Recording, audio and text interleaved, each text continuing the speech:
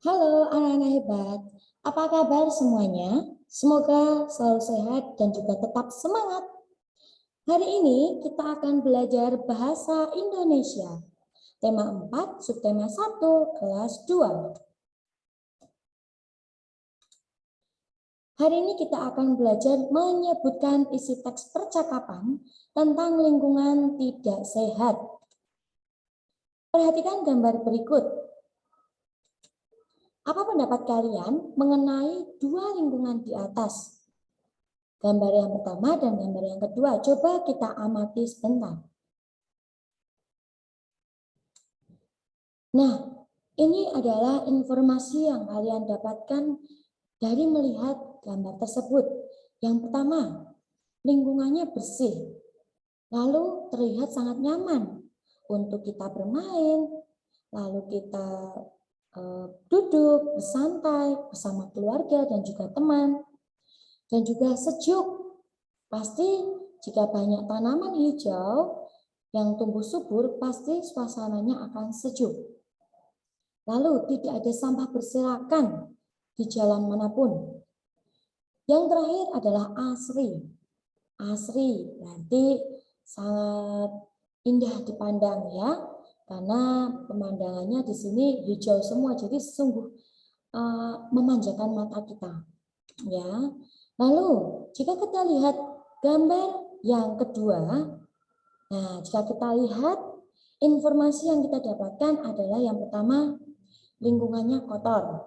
Jelas kotor karena banyak sampah berserakan. Ya, tuh sampahnya ada yang di dalam sudah penuh, lalu akhirnya dia sampai keluar. Ya, lalu yang ketiga, aroma tidak sedap atau bau yang menyengat. Pasti jika sampahnya sebanyak ini dan tidak kunjung diambil, maka akan menimbulkan bau yang tidak sedap. Itu akibat yang pertama kali kalian akan terima, yaitu adalah bau yang tidak sedap. Yang selanjutnya akan banyak lalat ya, dan juga hewan-hewan lain yang akan mengganggu kesehatan. Karena ketika lalat hinggap di sampah ini, lalu mereka datang ke rumah kita, hinggap di makanan kita atau di alat-alat makan kita, yang akan terjadi dia akan bertelur di situ dan akan menyebabkan penyakit dan nanti kita akan diare. Ya, lalu ada juga banyak kuman penyakit karena lingkungannya kotor, ya pasti akan menimbulkan kuman penyakit. Nah, itu tadi adalah informasi mengenai gambar-gambar tadi. Berikut manfaat lingkungan bersih, anak-anak. Manfaat yang pertama, kita akan menjadi sehat dan pastinya terhindar dari penyakit. Yang kedua, akan menyaman, merasakan nyaman tinggal di lingkungan yang bersih, ya. Karena jika lingkungannya bersih, pasti juga kita akan betah, ya. Betah jika ada di lingkungan yang seperti itu. Lalu kita akan menjadi senang, ya. Selanjutnya dapat menikmati lingkungan yang asri, yang indah, seperti yang tadi di gambar yang pertama, banyak tumbuhan hijau, ya, dan juga tidak ada sampah berserakan. Jadi pandangan kita itu akan semakin indah ya. Lalu akan sejuk dan yang terakhir adalah mengurangi risiko banjir. Kenapa mengurangi risiko banjir?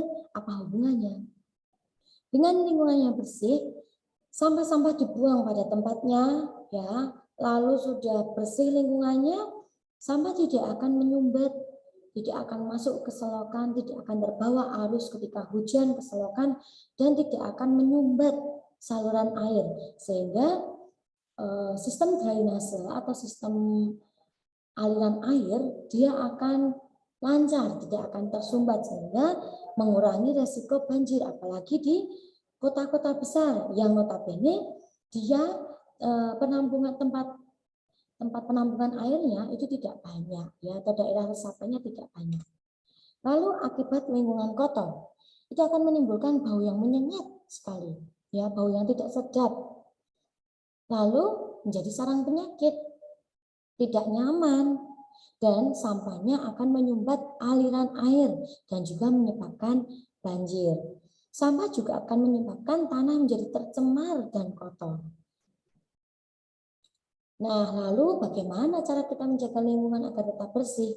Yang pertama, kalian bisa menanam pohon di sekitar rumah atau di lahan yang kosong. Ini untuk mengurangi risiko banjir karena tumbuhan itu menyerap air. Jadi jika banyak tumbuhan, maka air yang diserap, air hujan yang turun nanti akan diserap dengan baik ke dalam tanah sehingga mengurangi risiko banjir.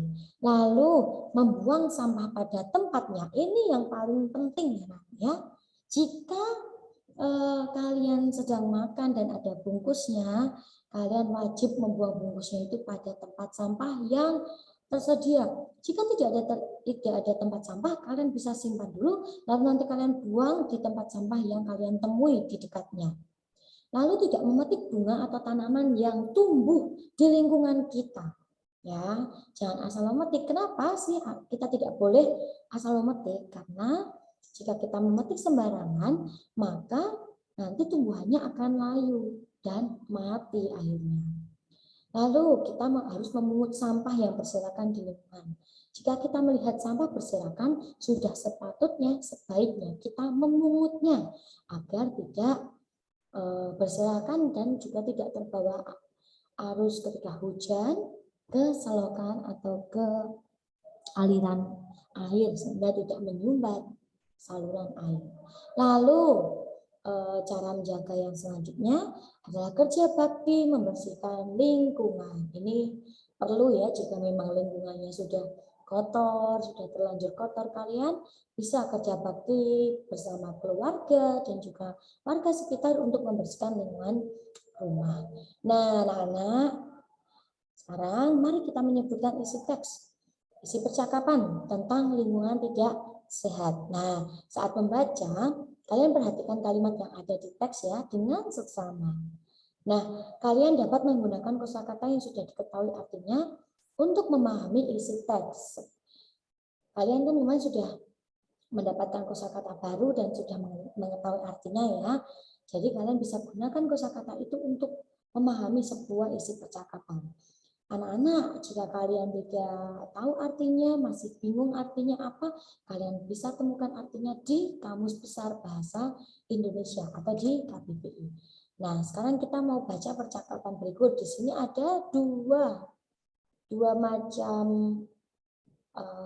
hewan ya. Yang pertama ada kecoa, yang kedua ada tikus ya. Tikusnya sedang makan makanan yang berserakan di lantai. Mari kita baca percakapannya. Tikus, mengapa di sekitarmu banyak sisa makanan? Hal itu karena makanan yang terjatuh tidak segera dibersihkan oleh manusia. Nah, anak-anak, itu tadi adalah percakapan antara kecoa dan juga tikus. Sekarang mari kita jawab pertanyaan di bawah ini ya. Yang pertama, apa yang sedang dilakukan tikus? Yang kedua, mengapa di sekitar tikus banyak sisa makanan? Yang ketiga, apa yang kamu lakukan jika kamarmu kotor? Nah, kita mau jawab bersama-sama menggunakan percakapan tadi. Ya, kira-kira apa yang sedang dilakukan tikus tadi anak-anak? Betul, memakan makanan yang terjatuh di lantai. Ini ulah siapa anak-anak kira-kira yang menjatuhkan makanan ke lantai? Tentunya manusia ya. Lalu mengapa di sekitar tikus banyak sisa makanan? Karena manusia tidak mengambil atau membuang makanan yang jatuh di lantai. Jadi hanya membiarkan saja makanan sehingga sampai dimakan oleh tikus. Lalu pertanyaan yang terakhir, apa yang akan kamu lakukan jika kamarmu kotor? Menyapu, mengepel, menyimpan barang-barang ke tempatnya. Nah, kita bisa mencari informasi, memahami isi percakapan juga dengan membuat pertanyaan atau menjawab pertanyaan yang ada. Sekarang mari kita latihan yuk. Kita akan baca percakapan berikut. Ada dua anak, ya, yang satu bernama Betty, yang satunya lagi bernama Dila. Yuk kita baca bersama-sama. Betty, kamarmu rapi sekali. Iya Dila, aku membereskannya setiap hari. Aku merapikan tempat tidur setiap bangun, lalu juga menyapu lantainya. Nah, anak-anak, itu tadi adalah percakapan tentang Dila dan Betty. Sekarang kita jawab pertanyaan berikut yuk. Bagaimana kondisi kamar Betty?